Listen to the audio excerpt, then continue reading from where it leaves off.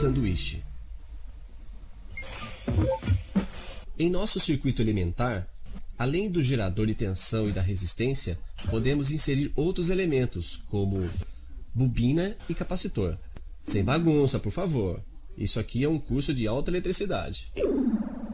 Então, o que é exatamente um capacitor?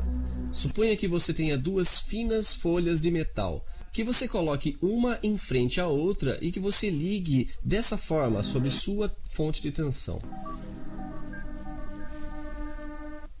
Aquela conectada em mais vai perder elétrons, quer dizer que ela vai carregar positivamente.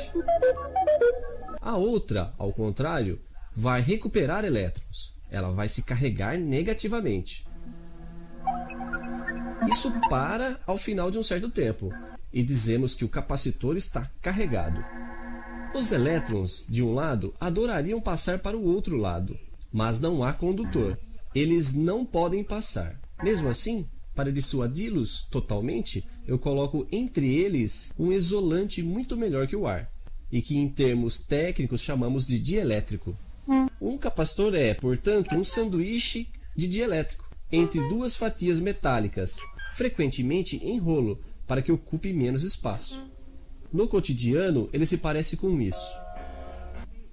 Mas você diria, onde está o interesse em colocar em um circuito coisas que vão impedir a corrente de passar? Impedir a corrente de passar? É preciso ver isso. Pois quando eu fecho o meu circuito sobre a fonte, o capacitor vai se carregar.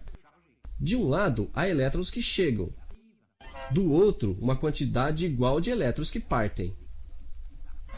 Está certo que os elétrons não passam pelo capacitor, mas eles passam firmes e fortes pelo resto do circuito, o que faz uma corrente elétrica, que por convenção representaremos por uma flecha, no sentido inverso dos elétrons. Corrente que vai diminuir até que o capacitor esteja carregado ao máximo. Nesse momento, se desligamos a fonte de tensão e fechamos o circuito desta forma aqui, os elétrons, super felizes por encontrarem um caminho, vão se precipitar. Isso refaz a corrente elétrica, mas no outro sentido. Corrente esta que vai diminuir até que o capacitor esteja descarregado.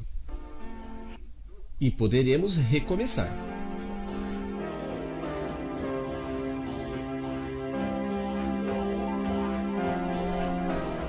Mas quanto tempo o nosso capacitor leva para se carregar e para se descarregar? Com um relógio não é muito fácil de ver, mas nossas flechas de intensidade foram especialmente elaboradas para desenhar as curvas.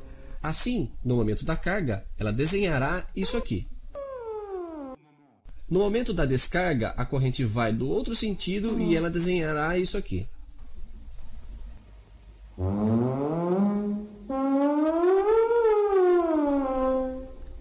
O tempo que um capacitor leva para se carregar e se descarregar depende da resistência em série no circuito, mas depende também do que chamamos de capacitância do capacitor. É, de um certo modo, a quantidade de elétrons que ele é capaz de armazenar de um lado e de perder do outro. E essa capacidade é proporcional à superfície das duas folhas de metal do meu sanduíche, chamadas de armaduras. Ela depende também da espessura do dielétrico e de sua natureza.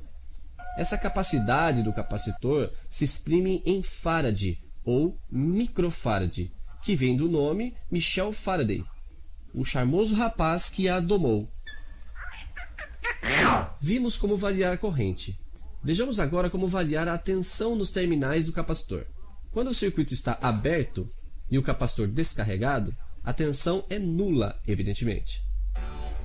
Assim que o capacitor é carregado, a corrente não passa mais. A tensão é máxima e igual àquela da fonte. Como você pode ver, corrente e tensão não variam de forma alguma ao mesmo tempo. O máximo de corrente intervém sempre antes do máximo de tensão. Nos terminais do capacitor, a corrente máxima está na frente da tensão máxima, mas falaremos disso depois.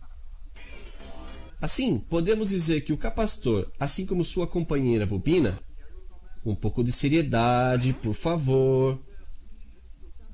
Enfim, como eu dizia, que o capacitor é um senhor que se interessa às variações. Ou quando a tensão da fonte varia bruscamente, como em nossas experiências, Ou, sobretudo, quando temos que usar uma fonte alternada, que é o caso, muito frequentemente na vida cotidiana.